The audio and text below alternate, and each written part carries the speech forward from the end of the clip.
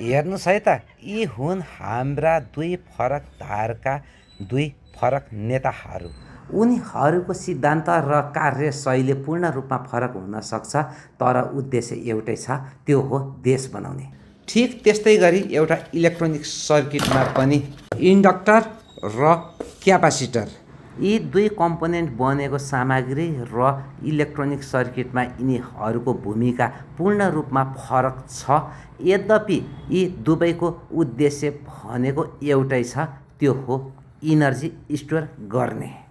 वास्तवमा आज म यहाँ राजनीति कुरा गर्न आएको होइन रहेछु नि। यहाँ म आएको छु त एउटा क्यापासिटर र एउटा इन्डक्टरले कुन कुन तरिकाले एउटा इलेक्ट्रोनिक सर्किटमा इनर्जी स्टोर गर्दछ त्यो बुझ्न र बुझाउन आएको हुँ। त किन ढिलो गर्ने, सुरु गरौँ।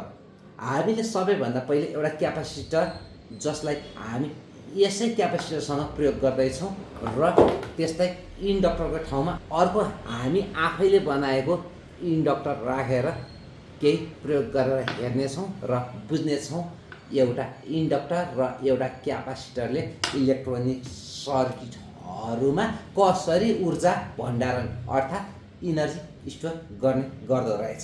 त्यसको लागि सबैभन्दा पहिले एउटा क्यापासिटर लिन्छौँ, जसको दुई टर्मिनलमा हामीले सप्लाई दिन्छौँ। अब यसमा इनर्जी स्टोर भइसकेको छ, यसलाई अगाडि राख्छौँ।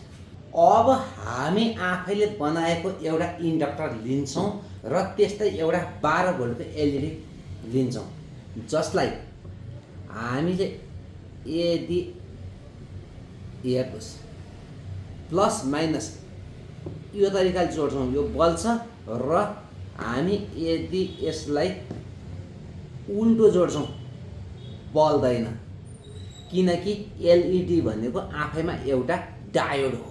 र हामी यस एलइडीलाई 6 भोल्ट उल्टो जताबाट जोड्छौँ भने पनि यो एलइडी बल्दैन, किनकि यो बल्नको लागि एउटा निश्चित भोल्टेज चाहिने नै हुन्छ। अब हामी यस एलइडीको पोजिटिभ पोइन्टलाई इन्डक्टरसँग आएको रातो र त्यस्तै नेगेटिभ पोइन्टतिर पहेँलो तार जोडिदिन्छौँ, यसरी प्यारललले। अब हेर्नुहोस् इन्डक्टरको जादु। प्लसतिर माइनस, माइनसतिर प्लस जोड्छौँ भने एलइडी बल्दैन। यहाँ यो एलइडी नबल्नुमा कुनै अचम्मै छैन, किनकि यो एलइडी कम भोल्टेज जस्तो 6 भोल्टले पनि नबल्दो रहेछ, अघि नै हामीले हेरिसक्यौँ। र त्यस्तै उल्टो पोलारिटीमा पनि बल्दैन।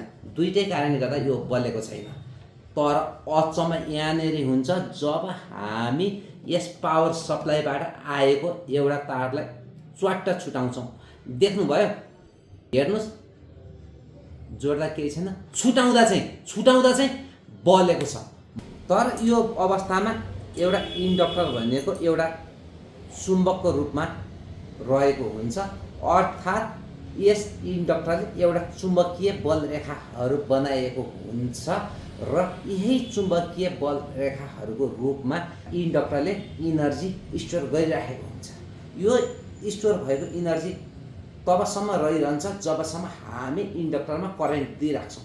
अब एलइडीलाई ध्यान दिएर हेर्नुहोस्, जब हामी छुटाउँछौँ तब एकचोटि झिलिक्क बल्यो, निभ्यो। मतलब जबसम्म हामी एउटा इन्डक्टरमा करेन्ट दिइराख्छौँ तबसम्म यसमा इनर्जी स्टोर हुन्छ।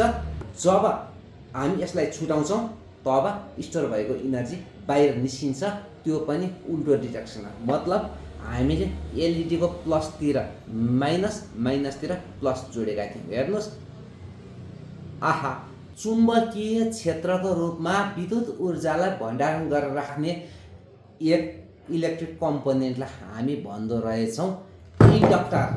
अब यहाँसम्म हामीले क्यापासिटर बिर्स्यौँ कि? बिर्स्या होइन। अघि नै इनर्जी स्टोर गरेर राखेको क्यापासिटर यहाँ छ। अब स्मरण रहोस्, यो क्यापासिटरमा हामीले 12 भोल्ट स्टोर गरेर राखेका थियौँ। अब यही क्यापासिटरको माइनसको ठाउँमा माइनस र प्लसको ठाउँमा प्लस एलइडी जोड्दा बल्यो, निभ्यो। मतलब एउटा क्यापासिटरमा स्टोर गरेको इनर्जी धेरै बेरसम्म पनि रहन सक्दो रहेछ, भने एउटा इन्डक्टरमा स्टोर गरेको इनर्जी छोटो समयको लागि मात्र लिन सकिने रहेछ। अझ क्यापासिटरमा जुन डिरेक्सनमा करेन्ट दिएको थियो त्यही डिरेक्सनमा यसले आउटपुट गर्दो रहेछ भने इन्डक्टरमा स्टोर भएको इनर्जी रिलिज हुने बेलामा ठ्याक्कै अपोजिट डिरेक्सनमा त्यो पनि भोल्टेज बढाएर, मतलब हामीले यस इन्डक्टरमा 6 भोल्ट दिएर छुटाउँदा चाहिँ 12 भोल्टको बत्ती पिलिक्क बलेको थियो। भर्खर हामीले गरेको प्रयोगकै आधारमा नै एउटा इन्डक्टरले हाई फ्रिक्वेन्सी रोक्न खोज्ने र लो फ्रिक्वेन्सी पास गर्न खोज्ने र त्यसैको उल्टो एउटा क्यापासिटरले यो अनावश्यक हर्न बजाउँदा अरूलाई पनि डिस्टर्ब हुन्छ भन्ने कुरा हामी कहिले बुझ्ने? र त्यसको उल्टो एउटा क्यापासिटरले लो फ्रिक्वेन्सीलाई रोक्न खोज्ने, हाई फ्रिक्वेन्सीलाई पास गराउन खोज्ने भएको हो। यदि यहाँहरूले एउटा इन्डक्टर, एउटा क्यापासिटर र एउटा रेजिस्टरले कसरी काम गर्छ भन्ने जान्न चाहनुहुन्छ भने कमेन्टमा गएर लेख्नुहोस् है त।